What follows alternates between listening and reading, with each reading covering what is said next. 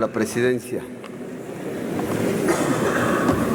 Vengo a esta tribuna a presentar iniciativa con proyecto de decreto por el que se reforman, adicionan y derogan diversas disposiciones de la Ley Orgánica y del Reglamento del Congreso de la Ciudad de México bajo la siguiente exposición de motivos.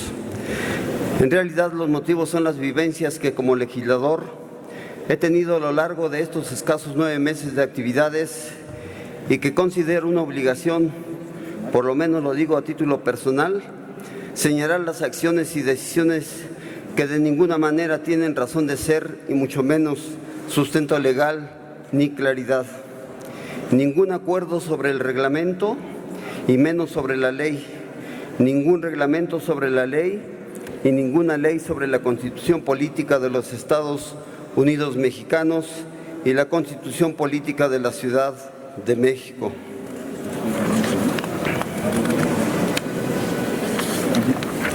Desde que este primer Congreso de la Ciudad de México inició sus actividades claramente establecidas en la Constitución Política de los Estados Unidos Mexicanos y en la propia Constitución Política de la Ciudad de México, se han venido tomando decisiones que solamente pueden entenderse bajo el concepto de la complacencia, que para algunos representa el equilibrio y la posibilidad de gobernabilidad en este primer Congreso de la Ciudad de México.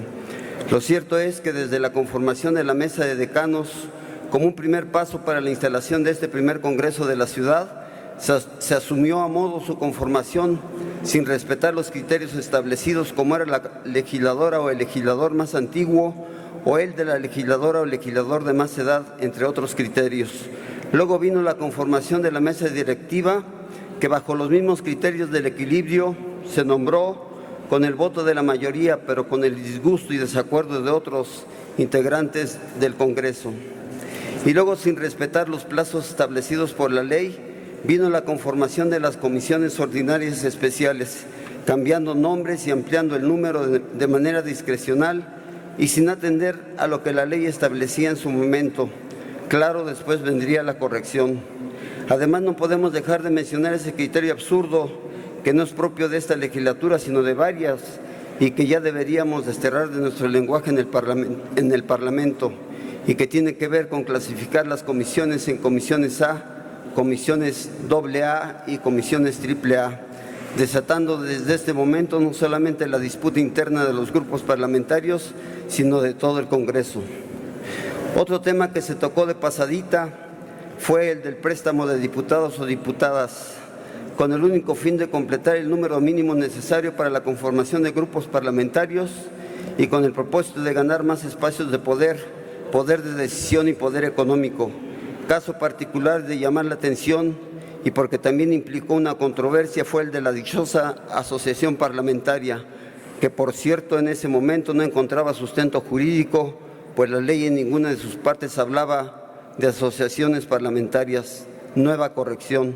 Los comités, otro tema en donde la ley siguió siendo letra muerta, disminuye su número, la mayoría votamos la única propuesta presentada y luego otra vez correcciones a la ley, es decir, primero la violamos y luego la corregimos.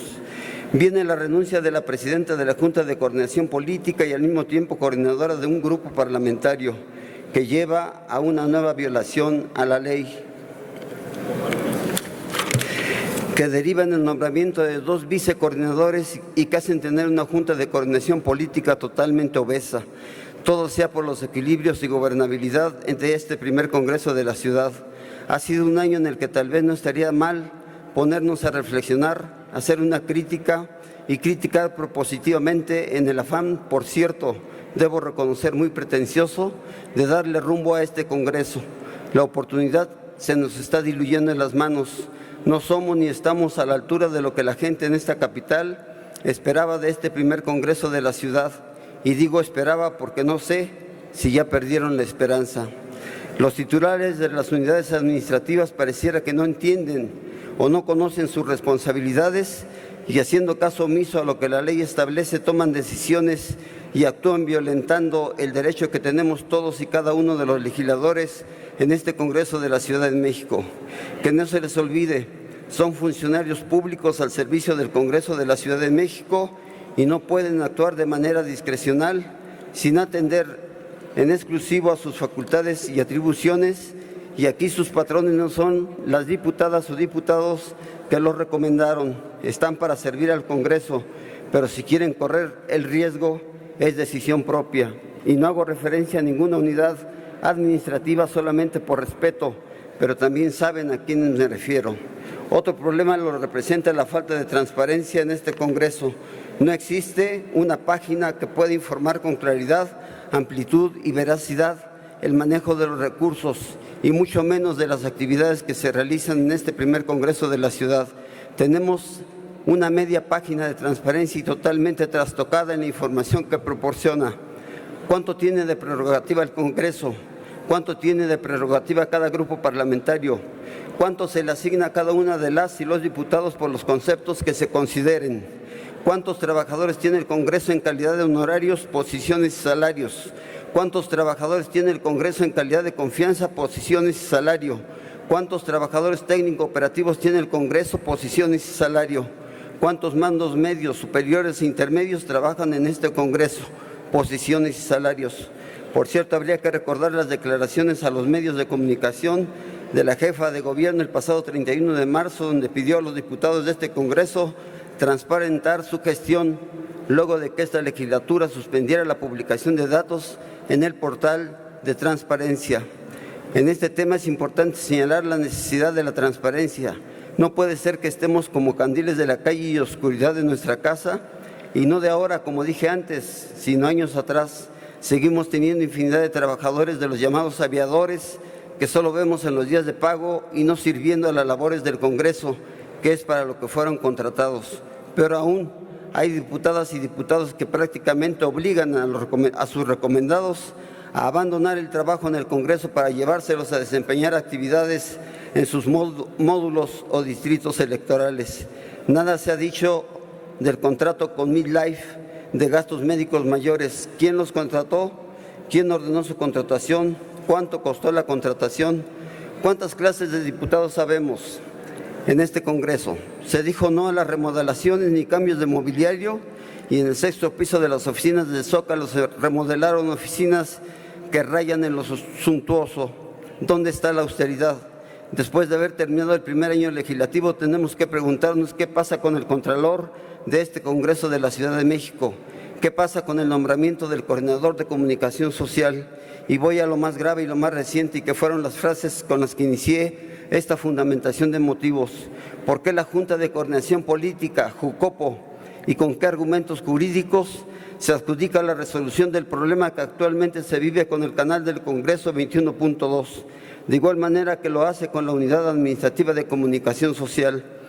Quien haya emitido el comunicado respuesta a nombre del Congreso cometió tan grave error que ha incurrido en el delito de usurpación de funciones. Existen 3 pruebas periciales que afirman la falsificación de firmas. Este hecho desestabiliza al Congreso y causa daño moral a 66 diputadas y diputados, y no puede dejarse de investigar y sancionar conforme a la ley, que en el peor de los casos puede alcanzar el ámbito penal. Así, correctamente y asumiendo su responsabilidad, quedó claramente plasmado en un documento signado por la presidenta de este Congreso, Isabela Rosales Herrera, el desconocimiento pleno del comunicado emitido respecto al canal del Congreso, y al mismo tiempo solicitaba la investigación y esclarecimiento de los hechos y la sanción respectiva.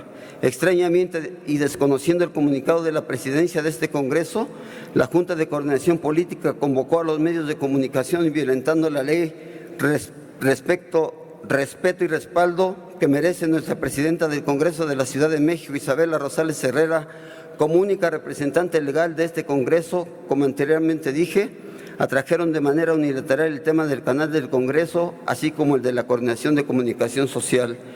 Que no se les olvide, señoras y señores dueños del Congreso de la Ciudad de México, la instancia máxima para la toma de decisiones en este Congreso de la ciudad es el Pleno, y como bien dice nuestro presidente de la República, no mentir, no robar y no traicionar al pueblo.